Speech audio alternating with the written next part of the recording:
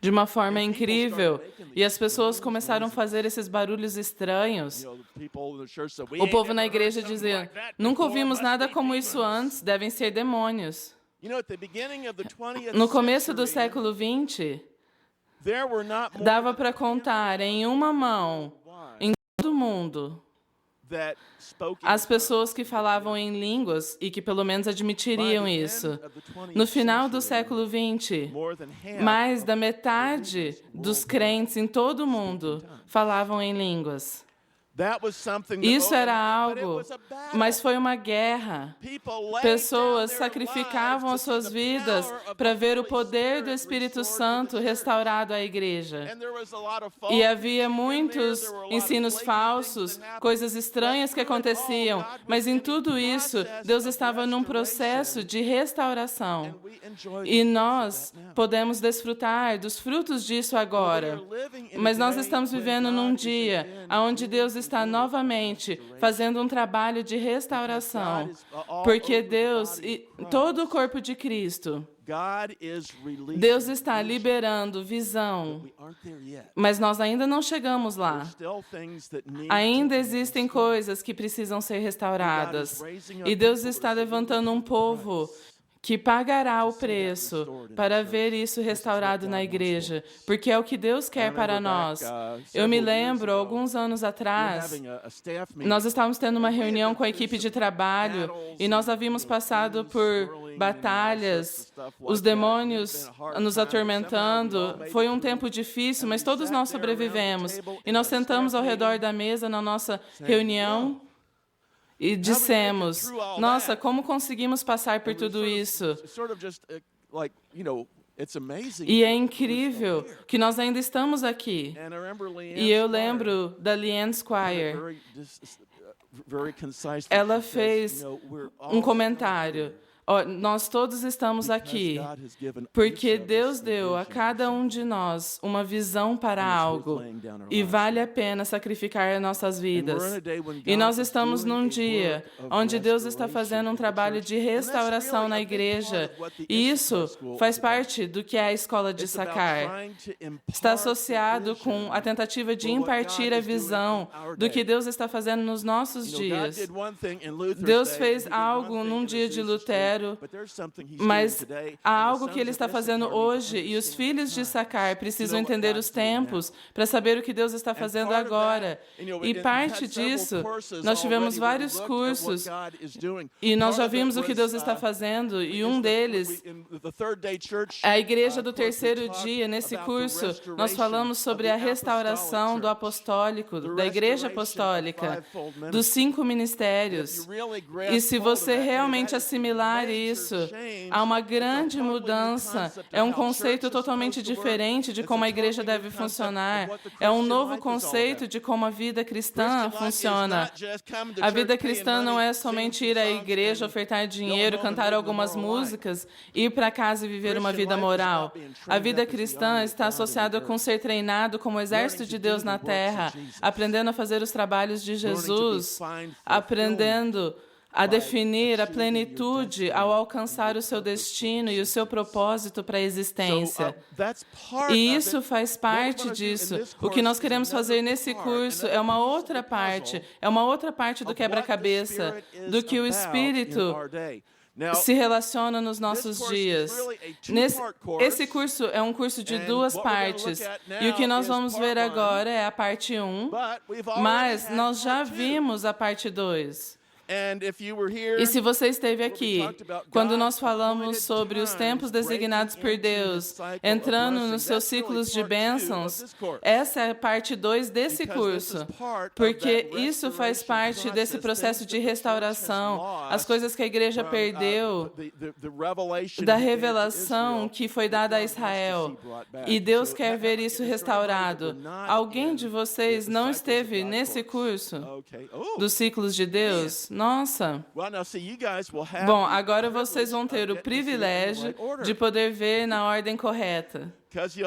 Porque você vai ter essa parte, e aí você pode adquirir o DVD e ver a segunda parte, e aí você vai ter tudo isso junto. Mas, basicamente, os ciclos de Deus estão falando sobre as festas bíblicas e como Deus realmente designou isso para que fosse ciclos em nossas vidas, para nos levar cada ano mais próximo dele, para romper os efeitos e as obras do inimigo e nos aproximar da sua presença. Viver nesse mundo é como viver numa escada rolante que está descendo. Se você não fizer nada, você se afasta do Senhor. Mas Deus estabeleceu esse ciclo anual para que todo ano nós passamos pelos passos da redenção, nós nos movemos na aliança. É um ciclo que Deus nos colocou, que é como uma escada rolante que sobe, para que cada ano nos aproximemos mais e mais dele. Então, se você ainda não viu esse curso, eu te encorajo a adquirir os DVDs e assisti-los. O que nós vamos fazer nesse curso é, na verdade, uma preparação para isso. Porque nós queremos voltar e entender todo o conceito das nossas raízes judaicas e ver o que significa para a junção dos judeus e gentios como um novo homem, para completar o propósito de Deus para a sua igreja. E nessa aula que nós vamos fazer, nós vamos ter 2 sessões. E basicamente são históricas. Quantos de vocês odeiam história ou gostam de história? Mas vocês vão gostar mesmo assim. Porque Deus é um Deus de história. A maior parte da Bíblia é um registro histórico dos atos de Deus entre o seu povo. Então, o que nós vamos fazer nessa noite, nós vamos ver historicamente o que a igreja primitiva era e o que nós perdemos, como perdemos a nossa herança. Vire para o seu vizinho e diga, você tem uma herança, mas você a perdeu. Mas Deus está se preparando para restituir.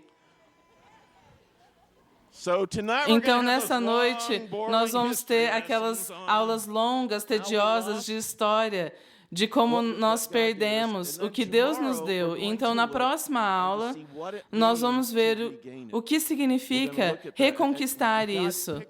Nós vamos ver aí o retrato de Deus de como a igreja deveria ser. Vamos ver o que perdemos. E algumas pessoas pensam sobre raízes judaicas e pensam sobre o kippah, ou um chale de oração. Bom, agora eu tenho as minhas raízes judaicas. Não, isso não tem nada a ver com as suas raízes judaicas. Tudo bem fazer isso se você quiser, mas as raízes judaicas não estão conectadas com isso. Há algumas coisas que Deus moldou no povo judeu por 2000 anos e são vitais para aprender como andar com Deus e experimentar o seu poder. Então, nós vamos ver isso amanhã. E você vai ficar surpreso de ver como e o que são algumas dessas coisas e como a perda de algumas dessas coisas nos afetou. Mas nessa aula nós queremos ver a igreja que Deus implantou.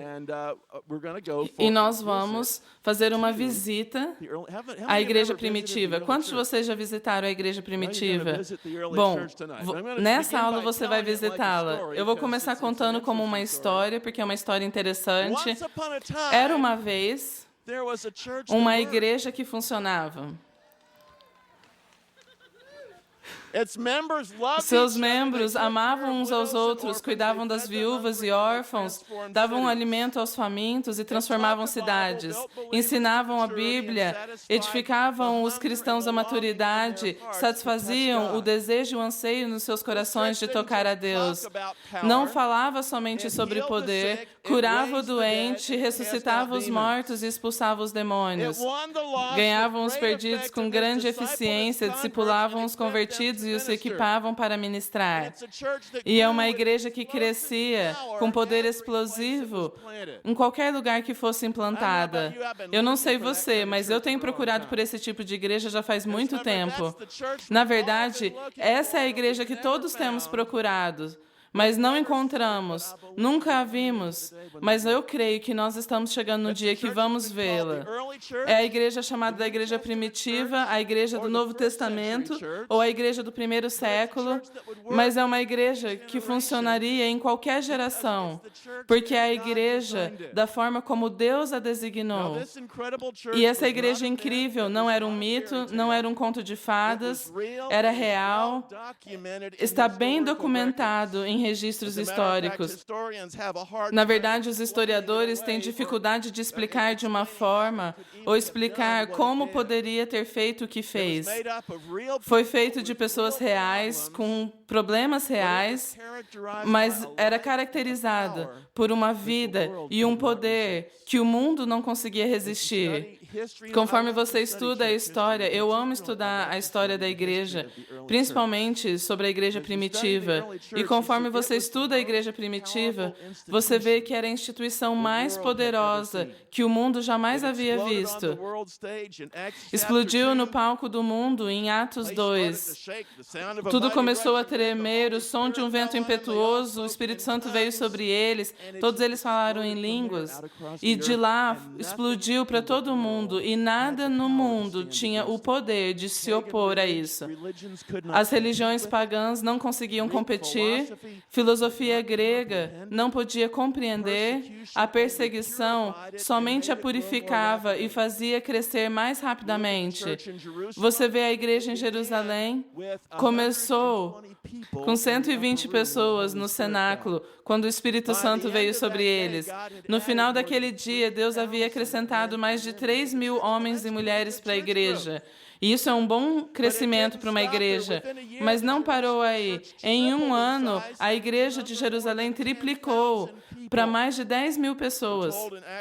É dito em Atos 5, eu acredito, que o número de pessoas na igreja, na verdade, as pessoas do sexo masculino eram 5.000. Era a maneira cultural de contar grupos grandes. Mas se haviam 5.000 pessoas do sexo masculino, então significava que o número total da igreja era provavelmente mais de 10.000 pessoas. Alguns estimam que até o momento onde Estevão é morto, em Atos 6 ou 7, a igreja tinha mais ou menos 20.000 pessoas. É por isso que a perseguição começou a acontecer. Algumas pessoas veem a igreja primitiva como um grupinho de pessoas num cantinho. Mas você não vai perseguir um grupo que se encontra numa sala escondida. A perseguição acontece quando as pessoas olham e dizem, essas pessoas estão tomando controle, e era isso que estava acontecendo. Então, até a morte de Estevão, a igreja provavelmente tinha 20.000 pessoas. Alguns estimam que a igreja, eventualmente, chegou a metade da população de Jerusalém. Não é de se admirar que os líderes religiosos começaram a ficar bravos. O que aconteceu em Jerusalém, o Espírito veio, a igreja explodiu e em alguns anos tomou conta de toda a cidade. E a questão é incrível, quando você vê a história, isso acontece em todos os lugares que a igreja foi. Não importa a cultura, não importava a etnia, não importava o idioma, a igreja entrava e tomava o controle. Nós vemos isso em Atos 19, com a igreja em Éfeso. Em Atos 19 diz que Paulo e seus amigos foram a Éfeso, começaram uma igreja e permaneceram lá por 2 anos ensinando os convertidos. Se você observar um missionário padrão hoje entrando numa cidade pagã e ficando lá 2 anos, você vai sair muito bem se você tiver 20 novos convertidos se encontrando. O que Paulo viu foi algo totalmente diferente. Nesse período de 2 anos, é dito que toda a cidade foi evangelizada. Não somente isso, mas diz que todas as cidades nas províncias ao seu redor foram alcançadas. Então, as 7 igrejas na Ásia Menor, que Jesus se refere em Apocalipse, provavelmente todas essas igrejas foram implantadas durante esse período de 2 anos. Não somente isso, mas a igreja crescia tão rapidamente que a economia da cidade foi afetada. Em Éfeso, Um dos principais propulsores da economia local era o Templo de Diana. Era conhecido por todo o Império Romano. As pessoas iam lá para adorar no templo.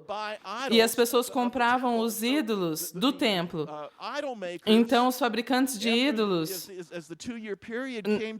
quando esses 2 anos terminaram, os fabricantes de ídolos começaram a perceber, peraí, todos estão se convertendo para seguir Jesus e ninguém está comprando os nossos ídolos. E isso afetou tanto a economia da cidade que diz que eles literalmente começaram um motim nas ruas por causa da sua perda de negócios. Você consegue imaginar os traficantes na rua começando um motim porque todos estavam se convertendo e ninguém mais comprava as suas drogas. E é isso que estava acontecendo. E por fim, os historiadores estimam que metade da cidade estava salva e na igreja, e possivelmente até mais do que da metade.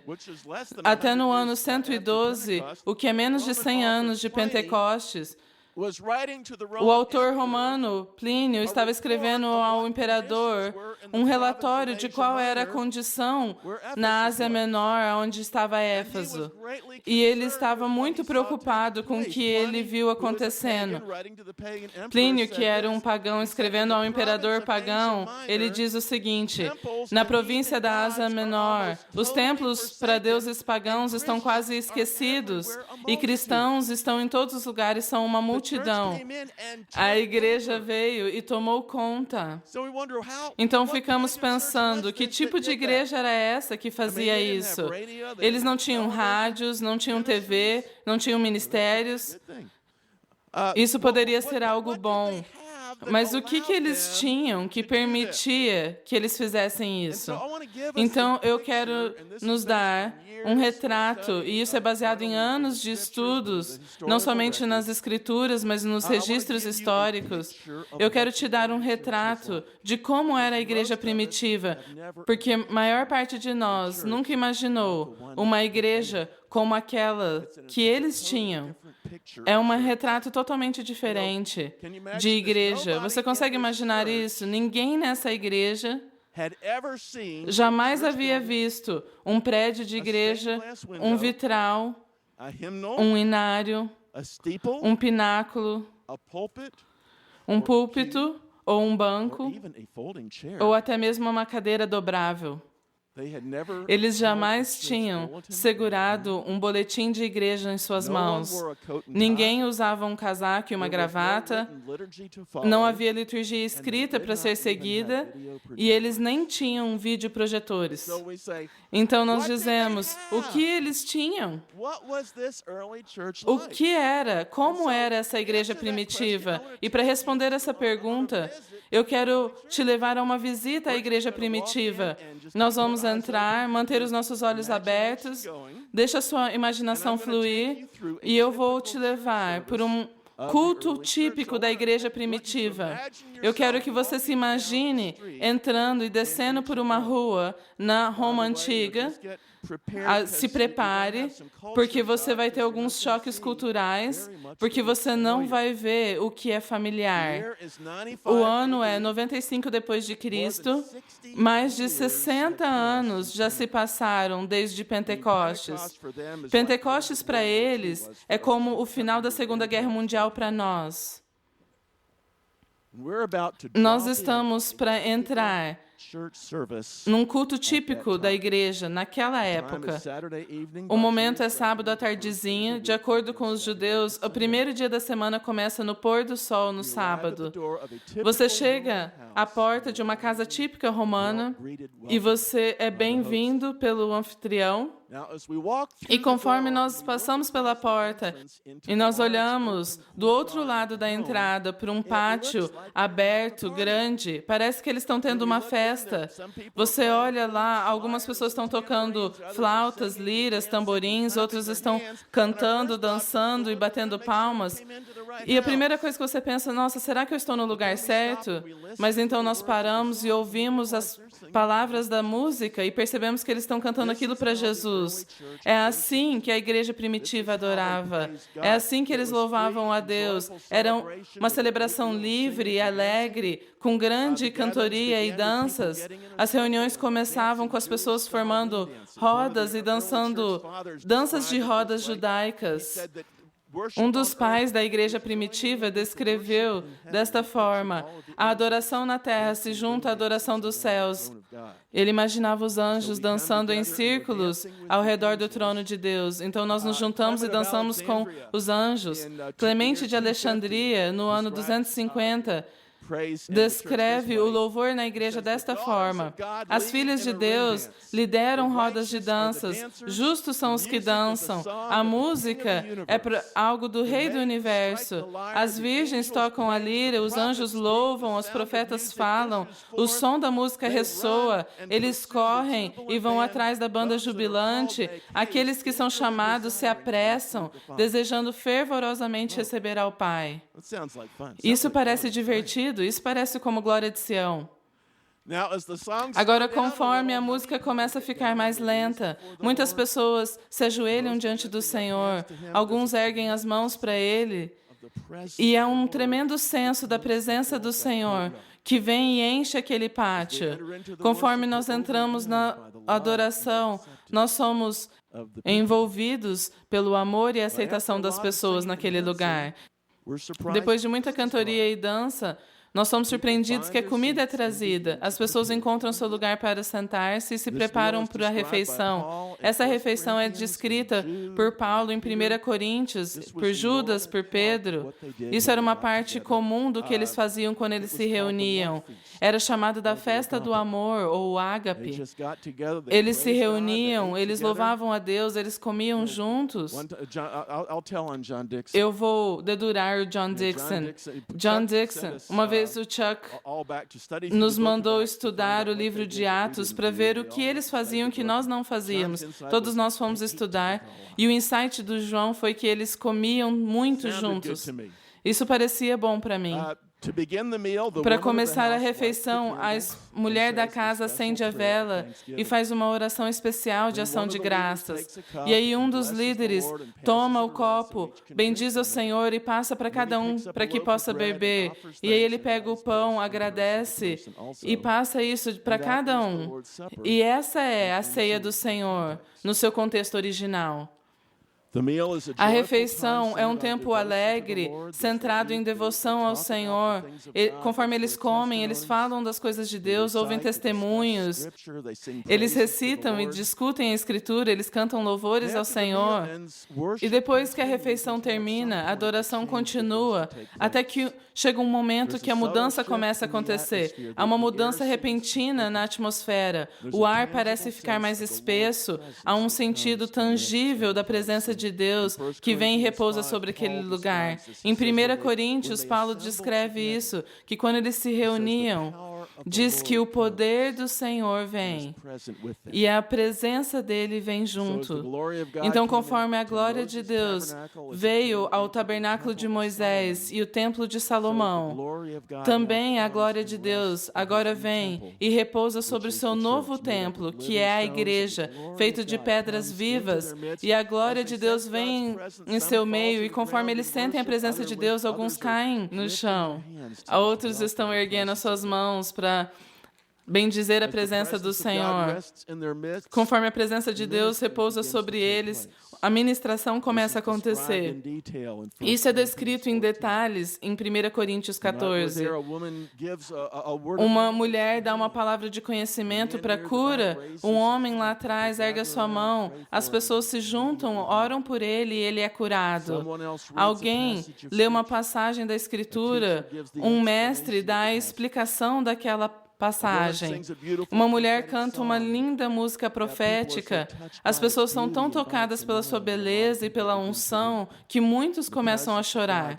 A presença de Deus continua a crescer, a aumentar. Palavras proféticas são liberadas. Há línguas, há interpretação, há mais músicas de louvor. Um homem apresenta a família sentando lá atrás. Eles perceberam ele e eles estavam bem desconfortáveis. Eles não tinham muita certeza se eles estavam no lugar certo, era a primeira vez que eles foram, mas eles foram porque a filha deles, de 12 anos, tem uma doença e a deixou totalmente cega.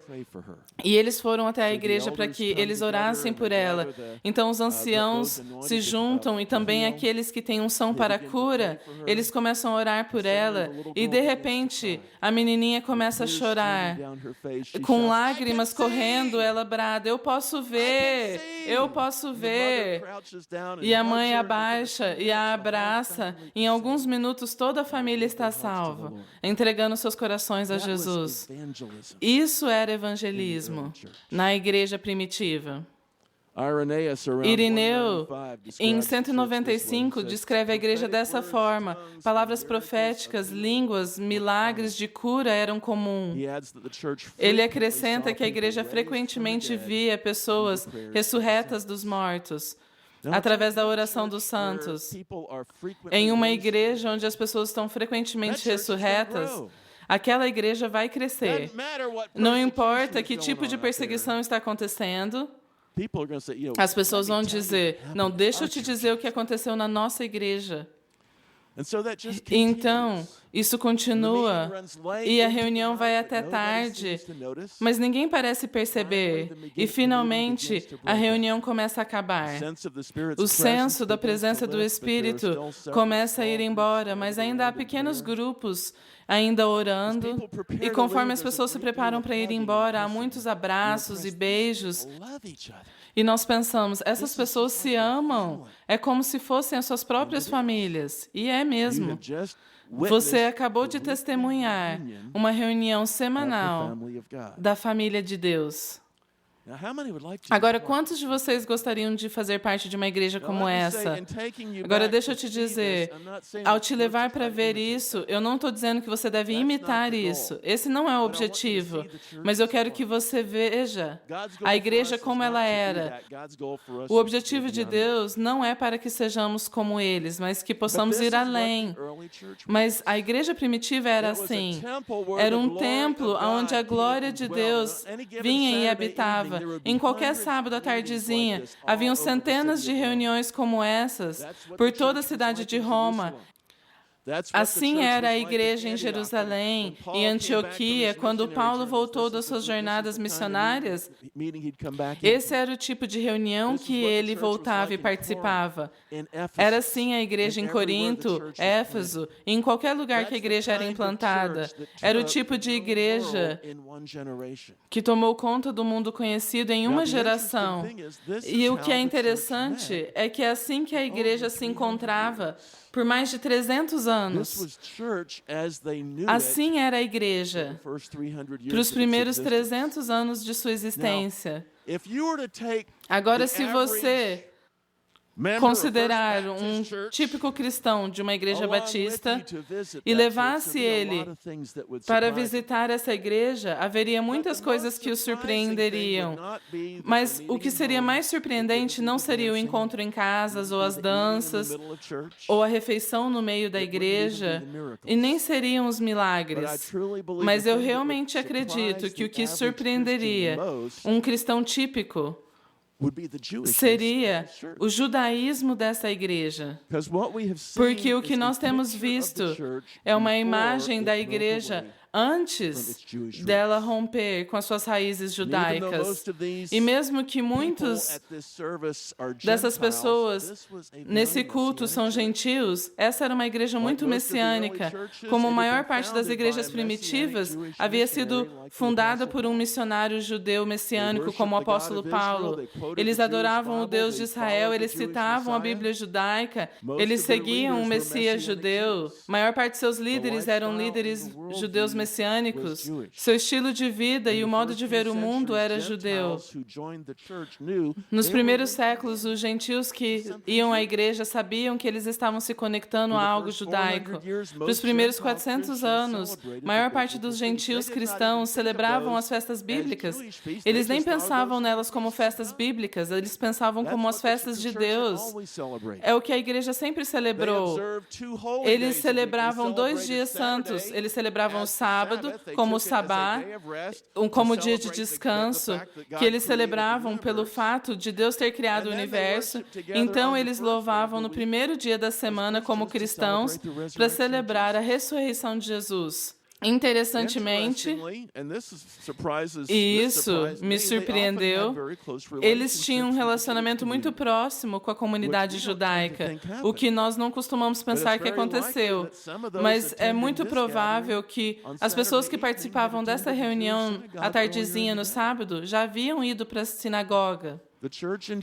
A igreja tinha uma herança rica que permitia que funcionasse no poder que a igreja de hoje em dia não consegue imaginar. Vamos ver algumas citações sobre isso. Alguns de vocês ficaram surpresos com esses tipos de coisas? Normalmente não são as coisas que nós pensamos, mas Mark Nanos, no seu livro O Mistério Romano, evidências indicam que em Roma o cristianismo e o judaísmo eram inseparáveis, talvez até meados do segundo século. É possível que os cristãos em Roma continuaram sendo parte das comunidades e sinagogas judaicas por muito tempo.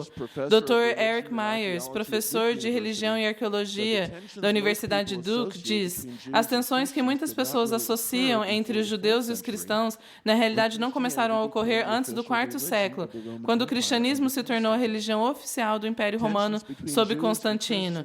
Tensões sobre os judeus e cristãos nos primeiros séculos era um conflito familiar interno entre cunhados, irmãos e irmãs. O Dr. Wayne Mix, professor de estudos bíblicos da Universidade Yale, diz: mesmo no IV e V século, temos evidência que todos os cristãos, ainda existindo em comunidades judaicas, e membros das comunidades cristãs participando em festas judaicas. Isso nos surpreende, porque muitos cristãos concluíram que, em algum ponto da igreja primitiva, os apóstolos rejeitaram o judaísmo. Como se no dia depois de Pentecostes, o apóstolo Pedro tivesse alugado um grande prédio, colocado um púlpito, colocado uma placa dizendo Primeira Igreja Batista de Jerusalém. E isso não foi o que aconteceu. Isso nunca aconteceu. Agora, se você vê o que aconteceu de fato, há pelo menos 4 coisas que eu creio que vamos descobrir. Primeiramente, quando Deus estabeleceu a sua igreja, Ele deu uma herança valiosa, que é as suas raízes judaicas. Nós vamos ver isso muito claramente na próxima aula. Quando nós estamos falando sobre judaísmo, não estamos falando sobre a sinagoga, porque o judaísmo hoje é uma religião totalmente diferente do que era antes. Estamos falando sobre as raízes bíblicas que Deus plantou para a sua igreja. Essa herança fazia parte do motivo do poder e sucesso da igreja primitiva. No IV século, essa herança foi roubada de nós, mas a boa notícia é que Deus está no processo de restauração do que perdemos. Então, eu quero encerrar essa aula dando um testemunho de como Deus lidou comigo e ensinou algumas dessas coisas. Em 1997, eu fui convidado a ministrar um curso no Instituto Bíblico Judaico Messiânico em Odessa, Ucrânia, sobre a história da igreja da perspectiva messiânica. Agora, eu sempre amei o mover messiânico, eu sempre estive envolvido, nós ajudamos Marty Weldon a fazer a implantação de um ministério em Dallas. Eu sempre estava entusiasmado, falando, nossa, isso é ótimo, judeus estão conhecendo o Messias, que ótimo para eles. Eu não pensei que isso nos afetaria, mas eu achava que isso era bom, que eles estavam conhecendo o seu Messias, porque Deus queria que os judeus fossem salvos, isso é verdade. E eu sempre gostei do mover judeu messiânico, eu creio que é muito significativo profeticamente, e eu sempre gostei da história da igreja. Quando eu estava no seminário, eu não me formei nisso, mas eu fiz todos os cursos que eu podia, porque eu amava ver como o Espírito de Deus trabalhava pela história no seu povo. Então, eu amava o mover messiânico, eu amava a história da igreja. Então, eu pensei, nossa, isso vai ser ótimo, ensinar história da igreja da perspectiva messiânica. Então, eu peguei as minhas anotações, os meus livros sobre história da igreja, E eles não diziam nada sobre história messiânica. Há um livro, um dos meus prediletos, é um manual sobre história da igreja. É grosso assim. E eu fui ver sobre o relacionamento da igreja com os judeus, o que ele dizia. E eu descobri, de 600 e poucas páginas, ele dispensou o relacionamento do cristianismo com o judaísmo em um parágrafo. É como se fosse assim, bom, isso não é importante. Então vamos falar sobre outras coisas. Então eu comecei a estudar a palavra e conforme eu comecei a estudar, eu sabia, como a maior parte dos cristãos, que a igreja começou sobre as asas do judaísmo, que começou com apóstolos judeus, que eles adoravam no templo e coisas assim. Mas eu concluí que num ponto inicial da história da igreja, os apóstolos divorciaram a igreja da sua herança judaica e a estabeleceram como uma organização gentia. Bom, essa era a aliança velha, foi o que Deus deu para Israel. Nós estamos deixando eles para trás e vamos para os gentios. E vamos começar algo totalmente novo. E conforme eu comecei a me preparar, eu falei, bom, a primeira coisa que eu preciso saber é exatamente quando que a igreja parou de ser judaica. Então eu comecei a estudar o livro de Atos. E eu li o livro de Atos muitas vezes, mas eu nunca havia estudado para ver quando a igreja havia parado de ser judaica. Então eu comecei a estudar e realmente esperei que mais ou menos em Atos 15, quando eles tiveram o concílio, haveria uma evidência e eu poderia dizer, foi aqui que nós não somos mais judaicos, nós vamos começar uma igreja gentia e vamos alcançar o mundo. Mas quanto mais eu estudava, mais se tornou evidente que os apóstolos não tinham nenhuma intenção de separar a igreja do judaísmo. Em Atos 15, 5, fala sobre membros da igreja que ainda estavam ativamente envolvidos no partido religioso dos fariseus. Eu falei, nossa, eu nunca percebi isso. Eles estão na igreja, mas ainda são fariseus? E em Atos 21, 20, Paulo vem para a cidade, Tiago está mostrando e diz, vejam quantos milhares de judeus há que creem em Jesus, mas todos eles ainda são zelosos pela lei. Eles ainda vivem como bons judeus, mas conhecem Jesus como seu Messias. E conforme eu li o livro de Atos, eu fiquei maravilhado no que eu via, porque por todo o livro eles ainda estavam fazendo votos de Nazireu, ainda estavam praticando rituais judaicos, estavam celebrando o Sabá e as festas, e na verdade, em pelo menos uma ocasião, Paulo está planejando o itinerário da sua viagem missionária, aonde ele queria celebrar as festas. Eles estavam trazendo ofertas para o templo em Jerusalém. Em Atos 23, 9, quando Paulo estava perante o Sinédrio em julgamento, os líderes dos fariseus se levantaram em defesa de Paulo e diz, não encontramos nada de errado com ele. Você imagina isso, os fariseus defendendo o apóstolo Paulo. Você chega ao final do livro de Atos e você vê que Paulo nunca fala do seu judaísmo no tempo verbal passado.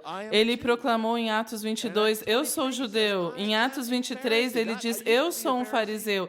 Ele não diz, eu era um fariseu. Ele diz, eu sou um fariseu. No último capítulo do livro de Atos, Paulo se encontra com os líderes judaicos e lhes assegura que ele ainda se identifica com o judaísmo e não fez nada que violasse os costumes judaicos. Pelo livro de Atos, membros da igreja continuavam como membros ativos da comunidade judaica. Eles iam para o templo para adorar, eles iam para as sinagogas, e ainda mais surpreendente, alguns da comunidade judaica mantinham a igreja numa posição de autoestima. Então eu cheguei no final do livro de Atos, eu cheguei na última página do livro e eu parei, eu falei, nunca achei. Eu cheguei ao final do livro de Atos e eu nunca encontrei os apóstolos rompendo com o judaísmo. Então eu comecei a estudar as cartas, estudando a história da igreja primitiva, e conforme eu continuei a minha pesquisa, fiquei pasmo ao descobrir que até o 2º século era comum para cristãos irem para as sinagogas no sabá e às igrejas no domingo. Pelo 2º e 3º século, muito da igreja se manteve na perspectiva judaica. E não foi até o 4º século, sob a influência de Constantino, que a igreja finalmente rompeu com as suas raízes judaicas. Mas mesmo então, levaram séculos de perseguição para remover a influência judaica completamente da igreja. E quando eu estudei isso, era como se fosse uma revelação. Falei, nossa, eu nunca imaginei que eu descobriria isso. E me deixou com algumas perguntas sem respostas. A primeira pergunta é: era realmente a vontade de Deus que a igreja rompesse com suas raízes judaicas? Eu sempre concluí que os apóstolos, sob a inspiração do Espírito Santo, diriam: tudo bem, a igreja não é mais judaica. Mas isso nunca aconteceu. E não rompeu com as suas raízes judaicas até um imperador pagão no 4º século. E eu pensei, bom, se os apóstolos estabeleceram a igreja nesse fundamento judaico, nós perdemos algo que Deus tinha intenção que a igreja tivesse? Então, na próxima aula, vamos ver Romanos 11, quando Paulo fala sobre a oliveira e a imagem de Deus da igreja são os gentios como ramos da oliveira brava enxertados nessa raiz, para compartilhar das bênçãos das riquezas. E eu pensei, nós não estamos mais conectados a essa raiz. Então, a próxima pergunta foi: o que perdemos pela destruição da herança judaica? E nós vamos falar sobre isso na próxima aula. E nós vamos ver a herança judaica não é o kippá, não é o chale para oração, não é cantando músicas em tom menor. Herança judaica envolve a maneira de olhar para as Escrituras, uma maneira de ver a Deus, uma maneira de se relacionar à bondade de Deus. Muitos cristãos acham que sofrimento te torna santo. Isso não faz parte do judaísmo, isso é filosofia pagã. E é por isso que muitos dos cristãos acreditam que se você quer servir a Deus, você precisa ser pobre e ficar doente. Os judeus olham para isso e dizem, esse não é o Deus que nós conhecemos. Os judeus, e nós vamos falar sobre isso, a herança judaica é a parte que vai permitir que a igreja entre no reavivamento e permaneça no reavivamento. Porque Deus inseriu nos judeus um entendimento sobre a presença dele e como a sua presença opera. Nós vamos ver na próxima aula que há muitas coisas que afetam a forma como a igreja funciona, a forma como operamos, aonde nós perdemos bastante ao perder a nossa herança judaica. A próxima pergunta foi: Deus deseja que a igreja se reconecte a essas raízes? E quando você vê as raízes, essa pergunta vai ficar óbvia. Algumas pessoas acreditam que conectar-se às suas raízes judaicas significa viver como um judeu. E isso não é o que Deus quis.